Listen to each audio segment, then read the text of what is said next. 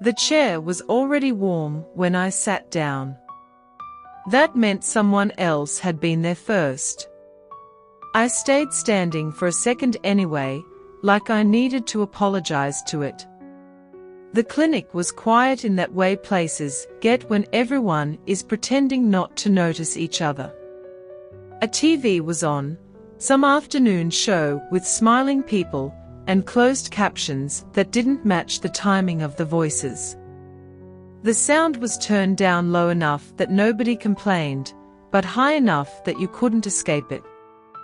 I picked the chair near the wall. I always do. If you sit against a wall, nobody has to look at you twice to walk past. I wasn't there for anything serious. That's what I told myself. Just a routine visit. The kind you make because the reminder card keeps sliding back into your line of sight every time you clean the counter. I almost cancelled it that morning. I didn't feel sick. I just felt present. There was a young woman across from me. Early 30s, maybe. Clean sneakers. Hair pulled back too tight. She kept checking her phone, then turning it face down like she was tired of being needed. Every few minutes she let out a breath, not loud enough to be rude, just enough to release something. A little boy sat next to her. He wasn't sick. You can tell with kids. Sick kids fold in on themselves. This one was spilling out everywhere. His legs didn't reach the floor, so he kept swinging them, tapping the chair in front of him without realizing it. He was humming, off-key, but confident about it. He dropped his toy car. It skidded across the floor and stopped right by my shoe. Nobody moved.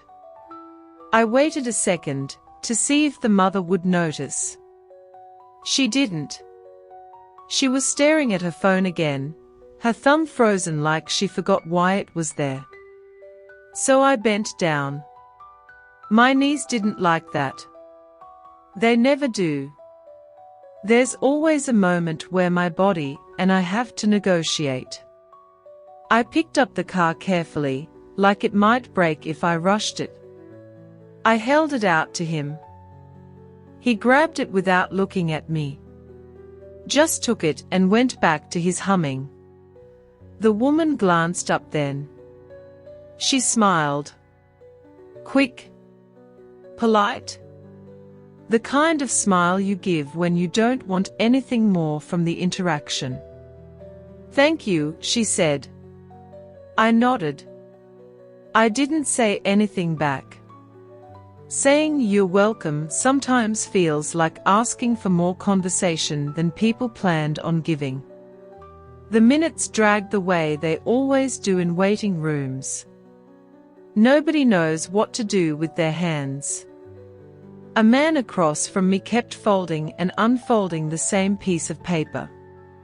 Another woman stared at the door like she might miss her name if she blinked. A nurse came out and called a name. Not mine. The young woman stood up immediately, relief all over her body. She grabbed her bag, took the boy's hand. He resisted just a little, still pushing his car along the chair leg. They walked past me. Right when they were next to my seat, the boy looked up. He looked straight at my face. Not a glance. A full look. Like he was figuring something out. Grandma, he said.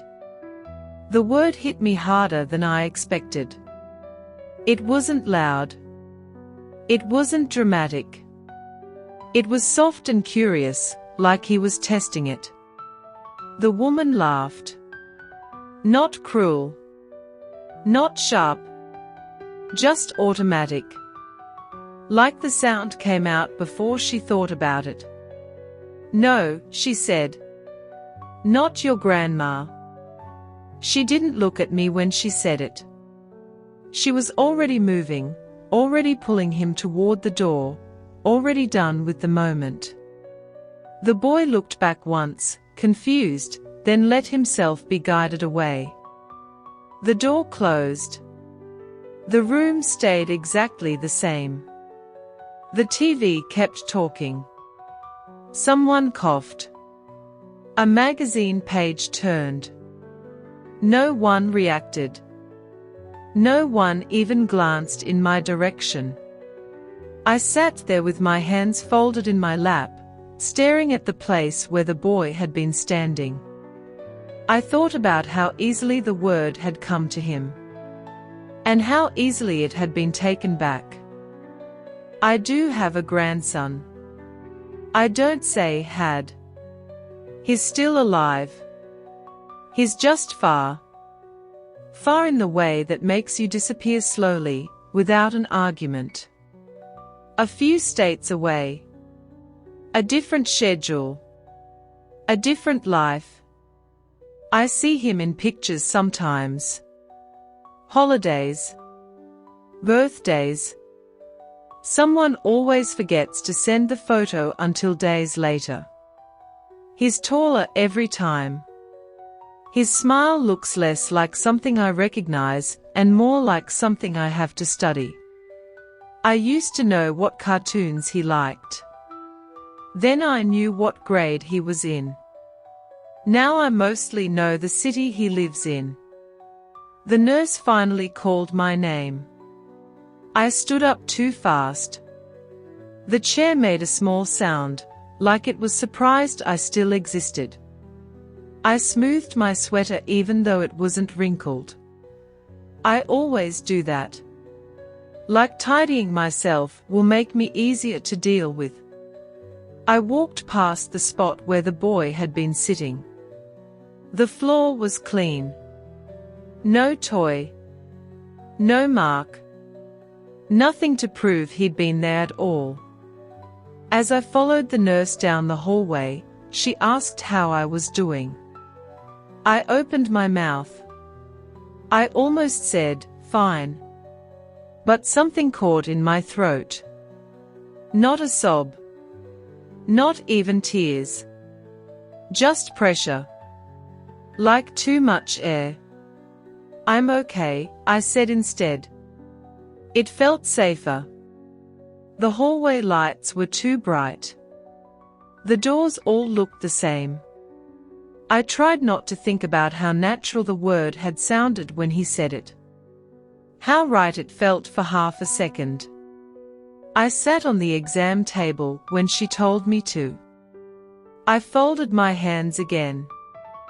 The paper crinkled under me. While I waited, I stared at the wall and tried to remember the last time someone had said that word to me without being corrected. It took longer than I expected. I stopped counting after a while,